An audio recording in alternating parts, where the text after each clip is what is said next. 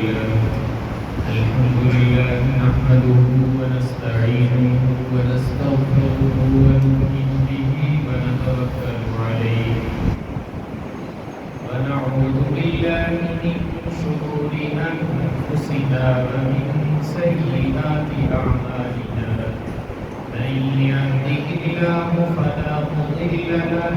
ومن يضلل فلا هادي له ونشهد أن لا إله إلا الله وحده لا شريك له ونشهد أن سيدنا ومولانا محمدا عبده ورسوله أما بعد فأعوذ بالله من الشيطان الرجيم بسم الله الرحمن الرحيم وإنك لعلى خلق عظيم وقال النبي صلى الله عليه وسلم إنما بعثت لأتمم مكارم الأخلاق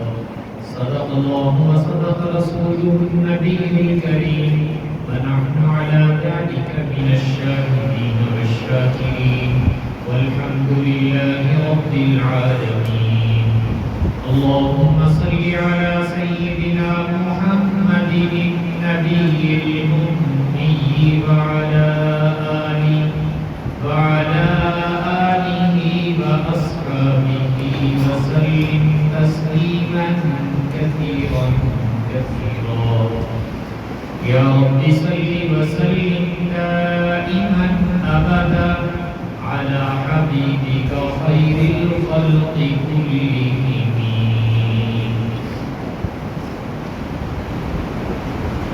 یہ ربیع الاول کا مہینہ چل رہا ہے آپ صلی اللہ علیہ وسلم کی اس دنیا میں آمد اور تشریف آوری اور آپ کا اس دنیا سے رحلت فرمانا یہ دونوں کام اسی مہینے کے اندر آپ صلی اللہ علیہ وسلم کی ذات اقدس اللہ تعالیٰ نے اس کو میرے اور آپ کے ایمان کا محور بنا اس لیے کہ آپ کی ذات ہی کے ذریعے سے ہمیں توحید کا علم ہے اللہ کا علم وہ بھی نبی ہی آ کر بات کرتے ہیں تو نبی کی ذات اتنی اہم ہوتی ہے کہ اللہ تک پہنچانے والے بھی ہوئے اور ایمان بنیادی طور پر دو چیزیں ہوتی ہیں ایک جسے میں اور آپ توحید کہتے ہیں اور دوسرا جسے میں اور آپ رسالت کہتے ہیں یہ توحید اور رسالت ان دونوں کے مجموعے کا نام ایمان ہے اور اس کے مضبوط کرنے کی ضرورت ہے کہ ہمارا تعلق اپنے اللہ کے ساتھ بھی مضبوط ہو اور اپنے محبوب صلی اللہ علیہ وسلم کے ساتھ بھی مضبوط ہو یہ تعلق اگر ہمارا اللہ اور اس کے رسول کے ساتھ مضبوط ہے تو میرا اور آپ کا ایمان اپنے کمال ہو اسی لیے رسول پاک صلی اللہ علیہ وسلم نے ایک حدیث میں ارشاد فرمایا تھا لا یؤمن احدکم حتی اکون احب الیہ من والدہ وولدہ والناس اجمعین کہ تم میں سے کوئی شخص اس وقت تک کامل مومن نہیں ہو سکتا جب تک کہ میری محبت اس کے دل میں اس کے والدین اولاد اور تمام لوگوں سے زیادہ نہ ہو تو میں نے عرض کیا کہ آپ صلی اللہ علیہ وسلم کی محبت یہ کمال ایمان کا ذریعہ ہے جتنا میرا اور آپ کا تعلق اپنے نبی کے ساتھ مضبوط ہوگا اتنا ایمان میں اللہ تعالیٰ کمال عطا فرمائیں گے اس لیے کہ ایمان نام ہی ان کی محبت اور ان کے تعلق کا ہے آپ صلی اللہ علیہ وسلم کی زندگی ہر لحاظ سے میرے اور آپ کے لیے نمونہ ہے آئیڈیل ہے مثالی ہے اللہ تعالیٰ خود فرماتے ہیں لَقَدْ كَانَ لَكُمْ فِي رَسُولِ اللَّهِ أُسْوَةٌ حَسَنَةٌ کہ تمہارے لیے ہم نے بہترین نمونہ جو ہے وہ تمہارے نبی کو بنا کر بھیجا ہے تم اگر زندگی گزارنا چاہتے ہو تو ان کے مطابق گزار لو تو جب تم ان کے مطابق زندگی گزارو گے تو یہ پاکیزہ زندگی دنیا میں بھی بنے گی اور آخرت میں بھی بنے گی اس لیے اللہ تعالیٰ نے رسول پاک صلی اللہ علیہ وسلم کی ذات اقدس کو میرے اور آپ کے لیے نمونہ بنایا۔ آپ صلی اللہ علیہ وسلم نے عبادات، معاملات، معاشرت، عقائد، یہ ساری چیزیں اپنی امت کو دی ہیں اور اپنی امت کو سکھائی، لیکن اس میں سے جس کو اخلاق نبوی کہا جاتا ہے، اس پر رسول پاک صلی اللہ علیہ وسلم نے بہت زیادہ زور دیا۔ ایک روایت میں آپ نے ارشاد فرمایا کہ جو شخص اپنے اخلاق کو اچھا کر لے، وہ رات بھر تہجد پڑھنے والے اور دن بھر نفلی روزہ رکھنے والا، جو نفلی روزے بھی رکھتا ہے اور رات کو تہجد بھی پڑھتا ہے، اور ایک آدمی اپنے اخلاق کو اچھا کر لیتا ہے تو یہ روزہ دار اور شب بیدار کے اجر و ثواب کو پالے گا۔ یہ دونوں برابر ہو جائیں گے، حالانکہ یہ رات کو تہجد نہیں پڑھتا ہے، نفلی روزے بھی رکھتا ہے، تو آپ نے فرمایا یہ اپنے عمدہ اخلاق کی وجہ سے شب بیدار رہنے والے اور صائم الدہر ہمیشہ نفلی روزہ رکھنے والے کا اجر و ثواب پالے گا، اس لیے کہ اس نے اپنے نبی والے اخلاق اپنا لیا۔ اور ایک روایت میں آپ نے ارشاد فرمایا کہ سب سے زیادہ لوگ جو جنت میں جائیں گے وہ دو عملوں کی برکت سے جائیں گے، ایک تقویٰ، خوف خدا، اللہ کا ڈر دل میں ہونا چاہیے، اور دوسرا فرمایا اچھے اخلاق۔ اگر تمہارے اخلاق اچھے ہوئے تو یہ تمہیں جنت میں لے جائے گا، تو اللہ کا ڈر دل میں بھائیوں پیدا کرو اور اپنے نبی والے اخلاق اپناؤ، تو انشاءاللہ یہ جنت میں جانے کا ذریعہ بنے گا۔ اور ایک روایت میں آپ نے ترغیب دیتے ہوئے یوں فرمایا کہ میزان عمل میں جب تمہارے اعمال تولے جائیں گے تو سب سے وزنی عمل کون سا ہوگا، جس کا وزن سب سے زیادہ نکلے، تو آپ نے ارشاد فرمایا کہ تمہارے اچھے اخلاق کا وزن سب سے زیادہ ہے، اور عبادات کا وزن بھی ہے، لیکن آپ نے فرمایا اثقل، سب سے زیادہ وزنی وہ تمہارے اچھے اخلاق۔ اور ایک روایت میں آپ نے یوں فرمایا کہ قیامت کے دن تم میں سے میرے چہیتے اور لاڈلے، جن کے ساتھ میں بہت پیار کروں گا، اور دوسرا فرمایا اقربکم، تم میں سے سب سے زیادہ میرے قریب نزدیک آنے والے، جن کے ساتھ میں پیار بھی بہت کروں گا اور ان کو اپنے قریب بھی بٹھاؤں گا، فرمایا احسنکم اخلاقا، تم میں سے جن کے اخلاق اچھے ہوں گے، اللہ کے نبی کے ساتھ پیار بھی کریں گے اور ان کو اپنے قریب بھی بٹھائیں گے۔ تو میں نے عرض کیا تھا کہ آپ صلی اللہ علیہ وسلم چونکہ معلم اخلاق ہیں، آپ نے خود فرمایا انما بعثت متمما لمکارم الاخلاق، مجھے اللہ نے دنیا میں اس لیے بھیجا ہے کہ میں اچھے اخلاق کی تکمیل کروں۔ دنیا میں اچھے اخلاق کسے کہتے ہیں، وہ میں اپنے عمل سے تمہیں کر کے دکھا دوں۔ میں آئے دنیا میں اس لیے تھا، تو آپ صلی اللہ علیہ وسلم نے اپنی امت کی اخلاقی قدروں کو بہت بلند کیا۔ اور ایک روایت میں آپ نے یہ بھی فرمایا تھا کہ تم اپنے نماز روزے سے دنیا پر غالب نہیں آؤ گے، تم اپنے اچھے اخلاق سے دنیا پر چھا جاؤ۔ تمہارے اچھے اخلاق ہوئے تم دنیا پر چھا جاؤ گے۔ تو اس لیے بھائیو، جہاں میں نے اور آپ نے اپنے عقائد ٹھیک کرنے ہیں، افکار و نظریات ٹھیک کرنی ہے، عبادات بھی ٹھیک کرنی ہے، تو وہاں مجھے اور آپ کو اپنے نبی والے اخلاق بھی اپنانے ہیں، اس لیے کہ ہمیں اپنے نبی کا قرب ملے گا، اپنے نبی کا پیار ملے گا۔ وزن عمل میں سب سے زیادہ وزنی اچھے اخلاق ہوں گے، جنت میں جانے کا ذریعہ یہ بنے گا۔ اگر ہم سستی کی وجہ سے تہجد نہیں پڑھ سکتے ہیں، نفلی روزے نہیں رکھ سکتے ہیں، اخلاق اچھے کرنے ان کا ثواب مفت میں اللہ تعالیٰ فرما دیں گے۔ یہ میرے نبی کی تعلیمات ہیں کہ عادتیں اچھی ہونا یہ دین کا بہت بڑا ذریعہ ہے بھائیو۔ تو میں آپ اپنی عادات کو اچھا کریں۔ رسول پاک صلی اللہ علیہ وسلم مسجد نبوی میں تشریف فرما تھی، ایک بدوی صحابی جنگل کے رہنے والے جو آداب سے زیادہ واقف نہیں تھے، آپ کی مجلس میں آئے اور آ کر بیٹھے، تھوڑی دیر کے بعد پیشاب کا تقاضا ہوا، جیسے ہمارے یہاں دیہاتی ماحول ہوتا ہے، ایک طرف کو منہ کیا اور پیشاب کرنا ایک سائڈ پہ شروع کر دیتے ہیں، بیت الخلاء کا نظم تو نہیں ہوتا ہے۔ تو ان صحابی نے بھی جو جنگل سے آئے ہوئے تھے، آپ کی مجلس سے اٹھے اور مجلس اپنی مسجد کے ایک کنارے میں صحن میں ایک طرف منہ کر کے جھک کے پیشاب کرنا شروع کر دیا۔ جب پیشاب کرنا شروع کیا اور صحابہ نے دیکھا کہ یہ تو مسجد میں ہی پیشاب کر رہے ہیں، تو ایک دم سے اٹھ کر بھاگے روکنے کے لیے۔ تو آپ صلی اللہ علیہ وسلم نے فرمایا ٹھہرو بے ٹھہرو، ابھی میں اس کو روکو پیشاب کرنے کا۔ جب پیشاب کر کے فارغ ہو گئے تو آپ نے اپنے پاس بلایا، وہ صحابی خود کہتے ہیں میرے ماں باپ آپ کے قربان جائیں، آپ نے کوئی ڈانٹا نہیں، کچھ اور نہیں کہا، یہ کہا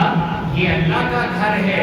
یہ عبادت کے لیے ہے، یہاں اللہ کی بندگی، ذکر، تلاوت، یہ نیک اعمال کی جاتی ہیں، اللہ کے گھر میں گندگی نہیں پھیلاتے، اس کو صاف ستھرا رکھتے ہیں۔ اور صحابہ کو حکم ارشاد فرمایا کہ جاؤ پانی کے ڈول لے کے آؤ اور وہ جو کنارے پر اس نے پیشاب کیا اس میں بہا دو، یعنی اس کو دھو دو۔ لیکن آپ صلی اللہ علیہ وسلم نے، وہ صحابی خود کہتے ہیں کہ نہ ڈانٹا نہ کوئی اور بات سخت کہی، بس یہ بتایا کہ یہ اللہ کا گھر ہے، یہاں گندگی نہیں ڈالتے، چونکہ آنے والا ایک نیا شخص تھا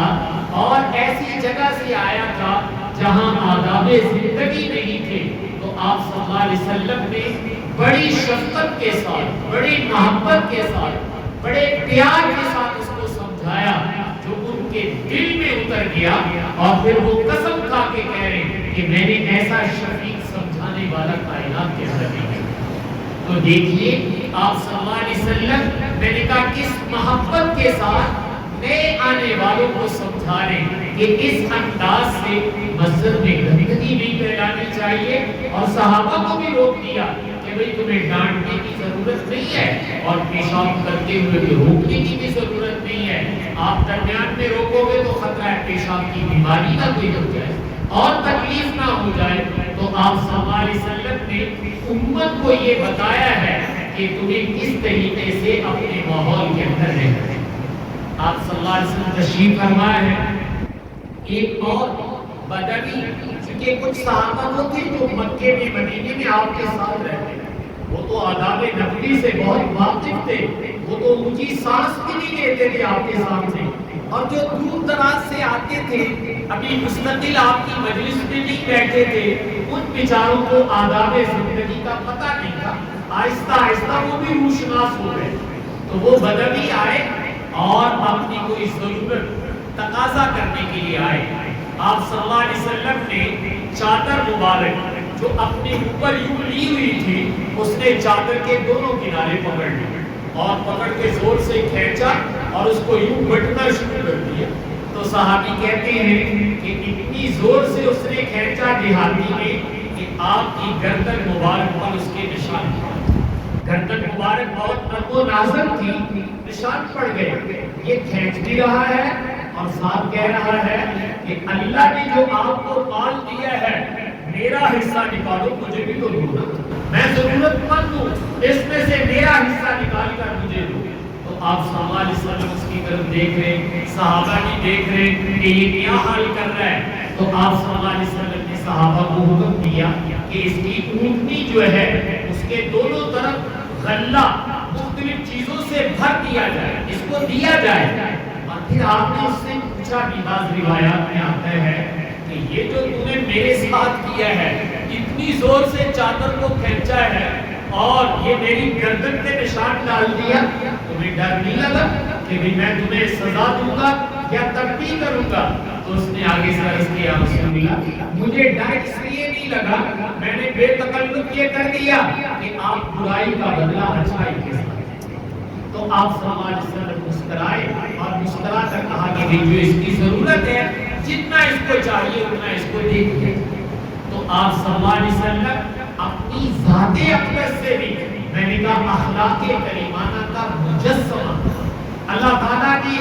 ایسا نبی عطا فرمایا ہے کہ بھائیو ڈھونڈنے سے بھی ایسے نبی مدینہ میں ہیں جو اللہ تعالیٰ نے میرا اور آپ کا مقدر بنا دیے. ہم ان کے امتی ہیں, ہمیں اس پہ فخر ہے. ہم خود تو کچھ نہیں لیکن ہماری نسبت بہت اونچی ہے. اللہ تعالیٰ ہمیں اس نسبت کی قدر کرنے کی توفیق عطا فرمائے,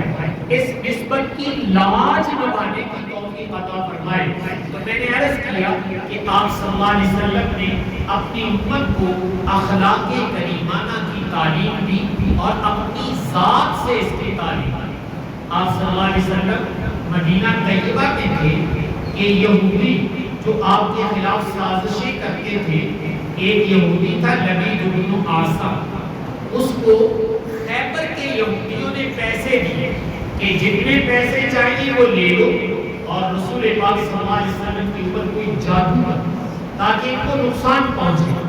اور اس نے وہ جادو کا عمل کرنا شروع کر دیا. جب اس نے جادو کا عمل کرنا شروع کر دیا تو اللہ تعالیٰ نے وہ فرشتے بھیجے. آپ سوئے ہوئے تھے, ایک فرشتہ سرہانے کی طرف کھڑا ہوا, ایک پائنتی کی طرف کھڑا ہوا اور ایک دوسرے سے گفتگو کر رہے. آپ صلی اللہ علیہ وسلم بھی سن رہے کہ آپ کے اوپر جادو کر دیا گیا ہے. کیسے کیا ہے؟ آپ کے بال مبارک کسی طریقے سے لیے گئے اور ان پہ گری لگائی گئی اور ایک پرانی کنگھی کے اندر ان کو پرو کر ایک ویران کنواں تھا مدینے کے اندر جس کا پانی خشک ہو گیا تھا, وہاں ایک پتھر کے نیچے دبا دیا اور کہا کہ آپ تشریف لے جائیں اور لے جا کر وہ نکلوائیں. اور اللہ تعالیٰ نے یہ دو صورتیں قل اعوذ برب الفلق قل اعوذ برب الناس, قرآن پاک کی آخری دو صورتیں جنہیں ہم معوذتین کہتے ہیں, یہ اس موقع پر نازل ہوئی. کہا کہ آپ جائیں ایک ایک آیت پڑھیں اور وہ جو گھری لگائی ہوئی ہیں بالوں کو ایک ایک کھولتے جائیں. وہ جو اس منحوس نے حرکت کی ہے اللہ تعالیٰ سب ختم کر دیں گے. تو آپ گئے, صحابہ نے نکالا, آپ نے آیت ایک ایک پڑھی اور وہ گھرا کھولتے گئے, جادو کا اثر ختم ہو گیا. جب آپ گھر تشریف لائے تو اماں جان حضرت عائشہ رضی اللہ تعالیٰ عنہ کو بتایا کہ میرے اوپر جادو کیا گیا تھا. اللہ تعالیٰ نے یہ دو صورتیں نازل کی ہیں جس سے اللہ تعالیٰ جادو سے حفاظت فرمائیں گے. اگر ہو جائے تو اس کا اثر بھی اللہ تعالیٰ ظاہر فرما دیں گے. تو حضرت عائشہ نے عرض کیا یا رسول اللہ,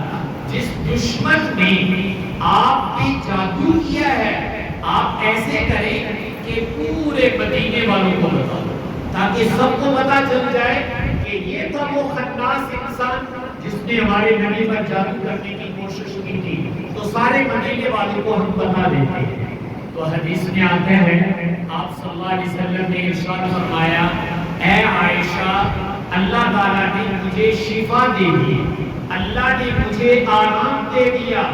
میں کسی کی بری حرکت کو جو اس نے بری حرکت کی ہے اس کو لوگوں کے سامنے اچھالنا نہیں چاہتا, میں اس کو لوگوں کے سامنے ننگا نہیں کرنا چاہتا. مجھے اللہ نے آرام دے دیا, اس نے بری حرکت کی, اس کا وبال وہ خود لے گا, لیکن میں نہیں چاہتا کہ میں لوگوں کے سامنے اس کو ننگا کروں اور ذلیل کروں. تو آپ صلی اللہ علیہ وسلم جب تک زندہ رہے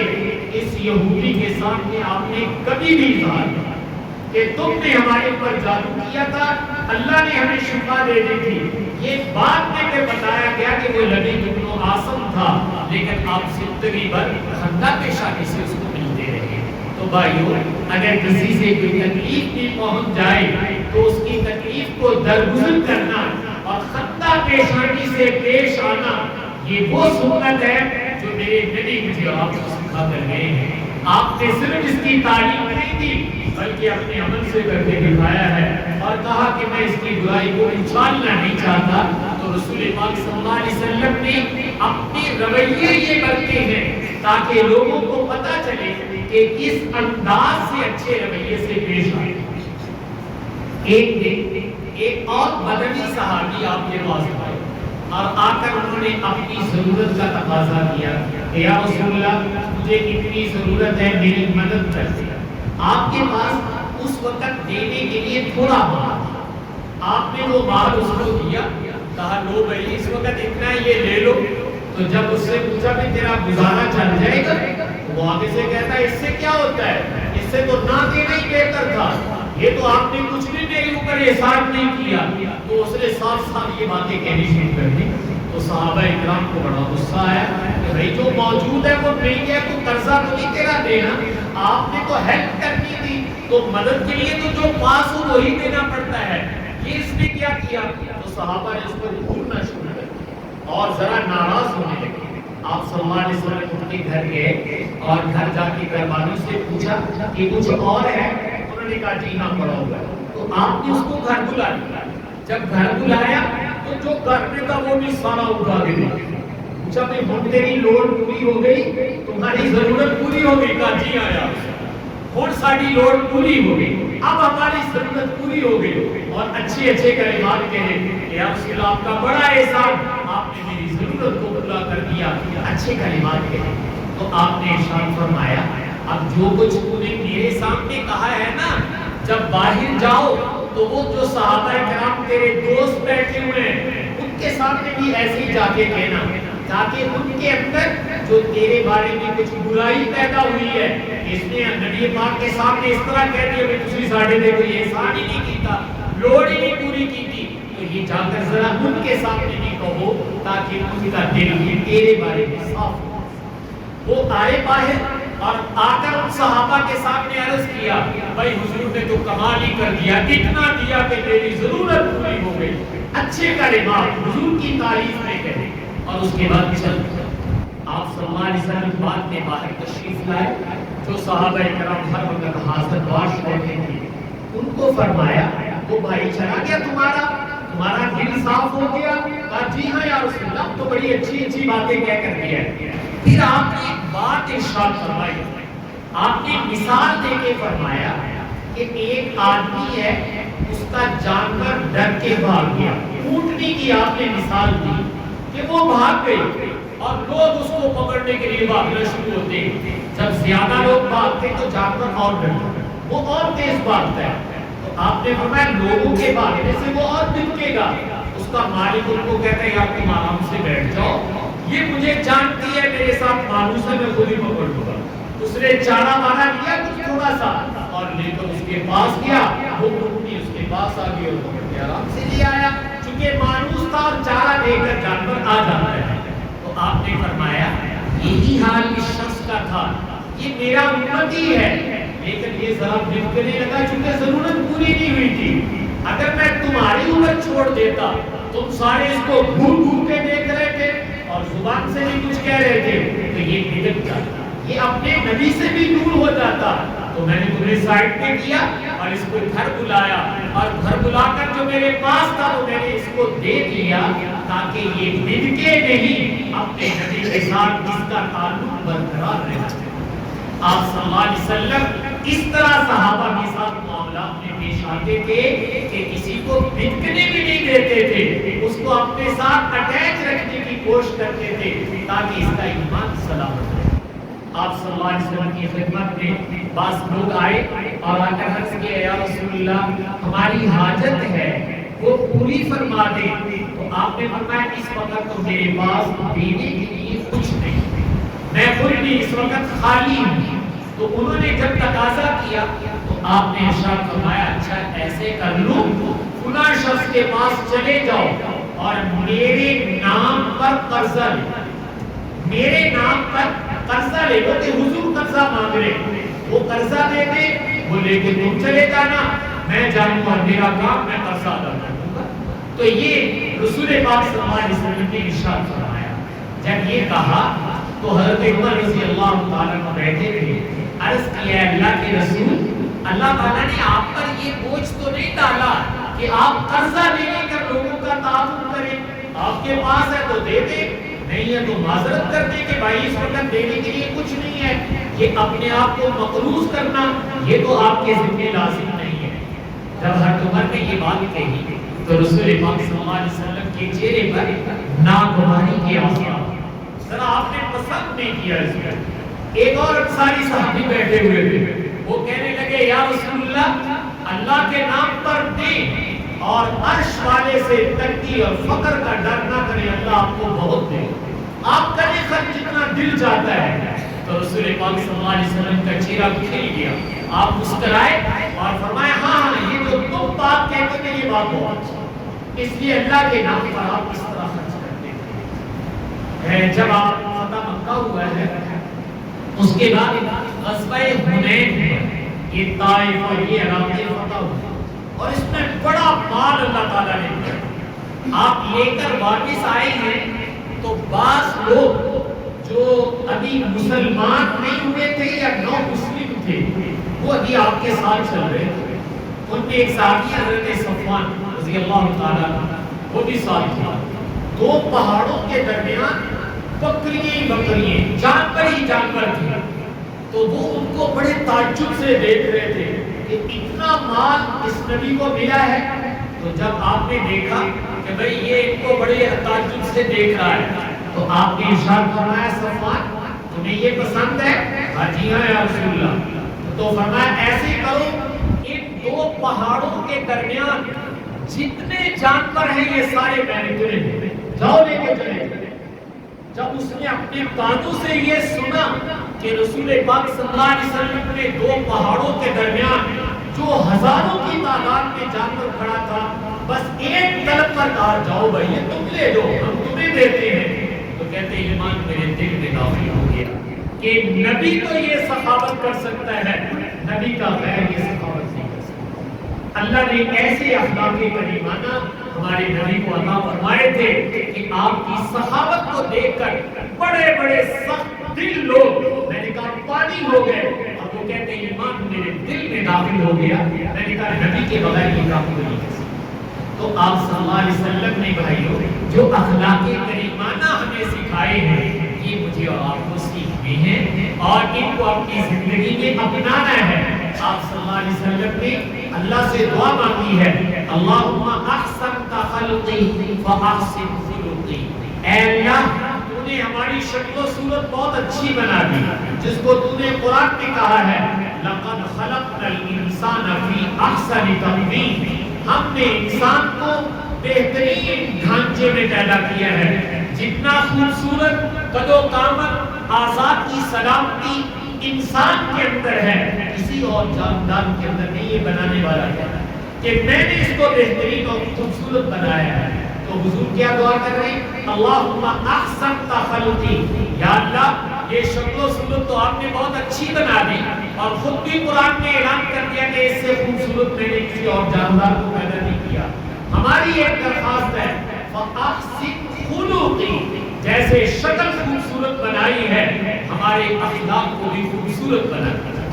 یہ آپ صلی اللہ علیہ وسلم نے دعا سکھائی ہے اپنی امت کو کہ میری امت کے لوگوں اللہ تعالیٰ سے یہ دعا مانگا کرو اللہم احسنت خلقی فاحسن خلقی، اللہم کما حسنت خلقی فاحسن خلقی، یا اللہ شکل و صورت کو اچھی بنا دی، ہمارے طور طریقے ہماری عادات و اخلاق ان کو بھی بہت اچھا بنا دی۔ حضرت عائشہ رضی اللہ تعالیٰ عنہ سے پوچھا کہ نبی پاک صلی اللہ علیہ وسلم کی اخلاق بتلاؤ کیسے تھے، تو آپ نے ایک ہی جملہ ارشاد فرمایا، آپ نے فرمایا کان خلقہ القرآن، جو کچھ قرآن میں لکھا ہوا ہے سب تمہارے نبی کے اخلاق، تمہارے نبی ایسے تھے جیسے قرآن میں لکھا ہوا ہے۔ اگر یہ کہا جائے تو بے جانی ایک کتابی شکل میں قرآن تھا اور ایک چلتا پھرتا قرآن تھا۔ کتابی شکل والا تو میں اور آپ پڑھتے ہیں، چلتا پھرتا قرآن میرے نبی کی ذات تھا، جو قرآن میں تھا وہ میرے نبی کی ذات کے اندر موجود تھا۔ تو اس لیے آپ صلی اللہ علیہ وسلم کی سیرت بھائی اس کو اپناؤ۔ یہ ربیع الاول یہ مجھے اور آپ کو یہ پیغام دیتا ہے کہ اپنی زندگی کو اپنے نبی کے رنگ میں رکھیں، بس جتنا اپنے نبی کے رنگ میں رنگ لو گے اللہ کی نظر رحمت تمہاری طرف متوجہ ہو جائے گی، اور بھائی اس رنگ میں نہیں رنگو گے تو اللہ کی رحمت سے اپنے آپ کو معروف کرو گے۔ تو اللہ نے ایک آئیڈیل، ایک نمونہ، ایک مثال مجھے اور آپ کو دے دی ہے، تو میں اور آپ اپنی زندگی کو حضور کی زندگی میں رنگنے کی کوشش کریں۔ میں ہر سال کہتا ہوں ہمارے بزرگ گزرے حضرت ڈاکٹر عبدالحی صاحب عارفی رحمہ اللہ تعالی، ان کی ایک کتاب ہے اسوہ رسول اکرم، بہت اچھی کتاب ہے، ہر گھر میں ہونی چاہیے، اس کو پڑھو اور پڑھ کے میں اور آپ اپنی زندگی زندگی اس کے مطابق کرنے کی کوشش کریں. تو اگر ہم ربیع الاول میں اس کی کوشش کر لیتے ہیں تو میں اور آپ ربیع الاول کی قدر کرنے والے بن جائیں گے. تو اس لیے سنتوں کا احیاء، اخلاق نبوی کا احیاء، یہ اصل میلاد ہے، یہ اصل محبت ہے. اور بھائی ان کو چھوڑ کر جو کام میں اور آپ کرتے ہیں، بڑی معذرت، وہ میرے اور آپ کے نبی کی تعلیمات ہیں. ڈھول ڈمکا کرنا اور اس طرح کی باتیں کرنا یہ ہمارے نبی بھی سکھا کر گئے ہیں. درود پڑھو، نوافل پڑھو، ذکر کرو، مسجدوں میں وقت گزارو، اللہ اللہ کرو، جو نبی سکھا کر گئے ہیں وہ کرو. یہ بازاروں کا مٹرگش کرنا، شور شرابہ کرنا اور بعض تو بہت واہیات قسم کی حرکتیں کرتے ہیں، اللہ کے لیے اپنے نبی کا نام غلط کاموں کے لیے استعمال کرو. اپنے نبی کا نام اچھے کاموں کے لیے استعمال کرو. پتا چلے کہ جس نبی کے یہ کلمہ پڑھنے والے ہیں وہ کیسی پاکیزہ زندگی کو سکھا کر گئے ہیں. تو میں اور آپ پاکیزہ زندگی لوگوں کے سامنے پیش کریں. اس کو جو ہے ایک چھٹی اور ایک آؤٹنگ، اس کا ذریعہ اللہ کے لیے نہ بناؤ. یہ آؤٹنگ کا موقع نہیں ہے، یہ سیر و تفریح کا موقع نہیں ہے، یہ خوش گپیوں کا موقع نہیں ہے. بھائیو یہ تو اللہ کے قرب کا موقع ہے اور قوم نے اس کو الٹے راستے پہ ڈال دیا ہے. تو بڑی محبتوں سے سمجھاؤ کہ یہ آؤٹنگ اور فضول کام نہ کرو. ذکر، تلاوت، دعائیں، درود شریف جتنا اللہ توفیق دے کثرت سے پڑھو، یہ آپ کی محبت کا اظہار ہوگا. تو اس لیے سنت کی پیروی اور اخلاق نبوی کو دنیا میں پھیلانا یہ اصل میں نے کہا کہ ربیع الاول کا پیغام ہے. اللہ تعالیٰ مجھے آپ کو عمل کرنے کی توفیق